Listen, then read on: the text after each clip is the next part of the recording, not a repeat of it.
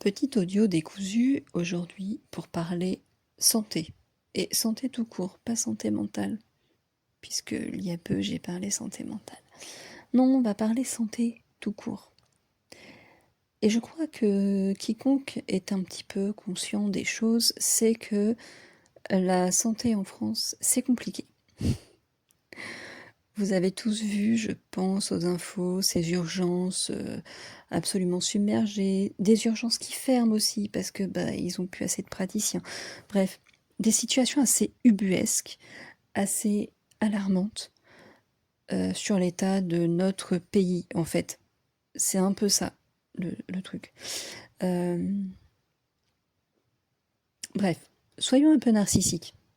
Je vais parler de moi. J'ai déménagé il y a un peu plus de 2 ans désormais. Eh bien, sur mon nouveau lieu de vie, j'ai abandonné l'idée de trouver un médecin traitant. En soi, c'est pas forcément dérangeant, j'ai jusque-là pas de maladie chronique, je suis plutôt en bonne santé. Cela dit, vu qu'il n'y a pas de prévention, vu qu'il n'y a pas de médecin traitant, j'ai envie de vous dire peut-être que je suis malade et que je le sais pas. Voilà. Pour les renouvellements dont j'ai besoin, eh bien, je passe par la téléconsultation. Mais là encore, ça veut dire que parfois, on me pose une question ou deux. Vous supportez bien votre traitement, vous machin. Bref, voilà. Et des fois, ça passe à l'as. C'est en mode bonjour, j'ai besoin de renouveler tel médicament. Oui, bien sûr, pouf pouf. La consultation dure 2 minutes et je suis gentille et c'est fini.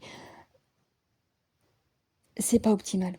Voilà, ils sont là juste pour faire de la prescription. C'est bien quand vous savez ce que vous voulez.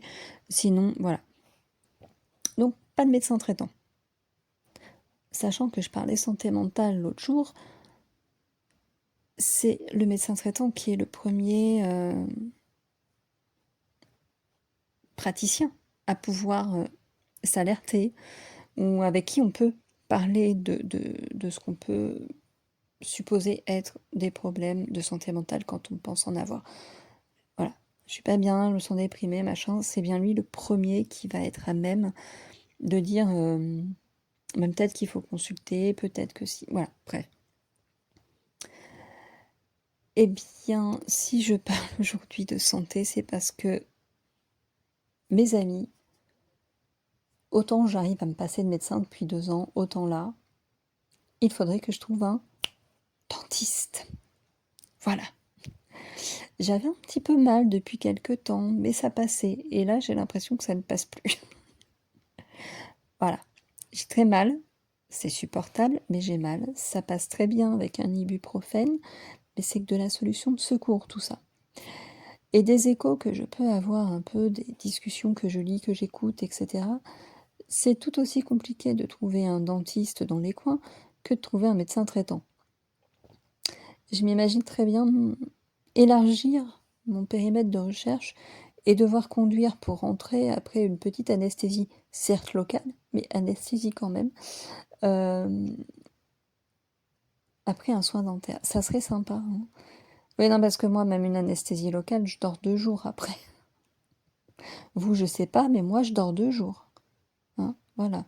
Je me souviens très bien de la dernière, j'étais encore dans la grande ville, je me déplaçais en bus, qui était en grève ce jour-là d'ailleurs, je tiens à le préciser, merci à eux. Je suis rentrée au radar chez moi à pied, après avoir été à mon rendez-vous le matin sous la pluie, à pied, puisque les bus étaient en grève. Et rentrer a été assez... ouais, c'est un peu comme le faire sous acide, quoi, j'imagine, j'ai jamais pris d'acide. Mais c'était cool. Voilà, heureusement qu'il y avait des bancs dans la ville quand même, parce que je me suis assise un petit peu de temps en temps. Donc je me vois mal conduire dans cet état-là, en fait. Voilà. Donc j'aurais aimé trouver assez proche. Et voilà, c'est dans toute logique.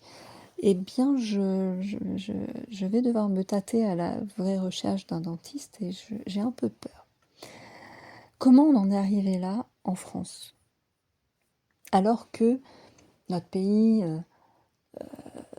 se flattait, s'enorgueillissait, ça se dit ça? C'est comme ça qu'on dit? D'être un pays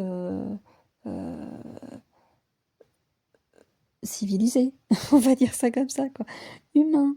On avance avec un bon système de santé, un bon système social, blabla, machin, tout. Un bon système de santé, comment un bon système de santé a pu s'effondrer autant? Pourquoi on n'a pas formé des médecins? Pourquoi? Avant, on avait 2-3 médecins, même dans les petits villages. Et là, même en ville, ben, il n'y en a plus. Plus de médecins, plus de dentistes. À certains endroits, c'est compliqué d'avoir un rendez-vous chez l'ophtalmo. J'ai eu beaucoup de chance. J'ai dû en prendre un, moi, récemment. J'ai eu mon rendez-vous sous 3-4 mois, je crois. C'est exceptionnel, le truc. Et pourtant, un cabinet avec des praticiens assez réputés quand même, assez, avec des avis pas dégueulasses du tout. Ouais, je suis un peu dépitée là, je suis un petit peu angoissée. Ça ajoute un peu au stress parce que ben, les douleurs dentaires, c'est assez douloureux. J'ai pas envie de me gaver d'ibuprofène non plus. Mais va falloir que je trouve une solution parce que c'est très très douloureux. Je ne sais pas si c'est une carie. Je ne sais pas si c'est une inflammation de la gencive. J'ose même pas regarder. Je déteste ce genre de truc. Ça irradie un peu sur toute la gencive, hein, donc c'est assez douloureux le truc. Mais comment on a fait pour en arriver là? Comment? Voilà, c'était le questionnement du jour. Comment en est-on arrivé là?